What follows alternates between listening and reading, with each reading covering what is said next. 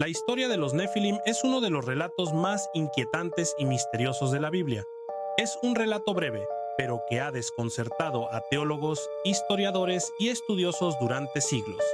En el Génesis 6:1 a 4 se nos dice que, al principio, los hijos de Dios vieron que las hijas de los hombres eran hermosas y tomaron para sí esposas, eligiendo a las mujeres que quisieron. ¿Quiénes eran estos hijos de Dios? Algunos los interpretan como ángeles caídos, seres celestiales que dejaron el cielo para unirse con seres humanos. Pero lo más perturbador es lo que sucedió después de este acto prohibido. Los descendientes de esta unión no fueron simples mortales. Surgieron criaturas, gigantes. Eran conocidos como los Nefilim.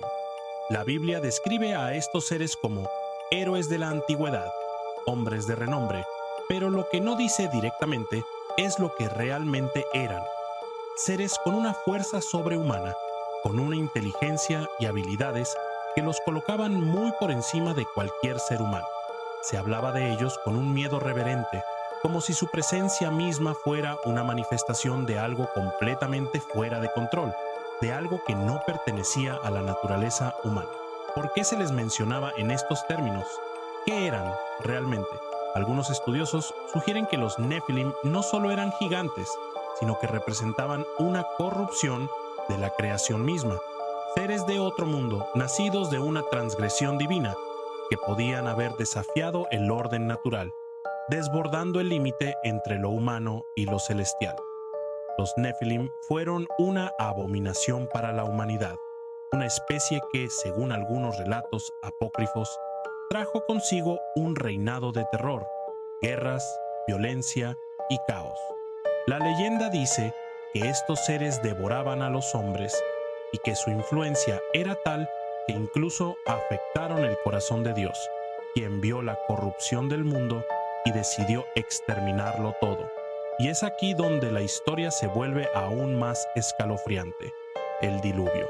El diluvio universal, según algunos, no fue solo un castigo por los pecados de la humanidad, sino un intento de borrar de la faz de la tierra a estos seres. No solo se trataba de un juicio contra los hombres, sino de una limpieza de una raza que había violado las reglas cósmicas, una raza nacida del pecado. Sin embargo, ¿realmente desaparecieron los Nefilim? Hay quienes creen que, aunque el diluvio los aniquiló, los vestigios de su existencia permanecieron, pues relatos posteriores mencionan a gigantes como Goliat, el famoso enemigo de David. De hecho, algunos estudios sostienen que las historias de gigantes han persistido en la tradición, sugiriendo que los Nefilim nunca fueron completamente erradicados. Lo perturbador de esta historia no es solo la transgresión divina y la existencia de estas criaturas fuera de lo común, sino la implicación de que algo más oscuro y desconocido habita en el espacio entre el hombre y lo celestial, algo que ni siquiera las aguas del diluvio lograron borrar por completo. La historia de los Nefilim deja una pregunta que se arrastra en la oscuridad: ¿cuánto de ellos quedó realmente en la tierra? ¿Y qué significa la presencia de estos gigantes en los relatos posteriores como Goliat, si no son más que vestigios de algo mucho más antiguo y perturbador? Un misterio sin resolver, una historia oscura que nunca parece desvanecerse completamente.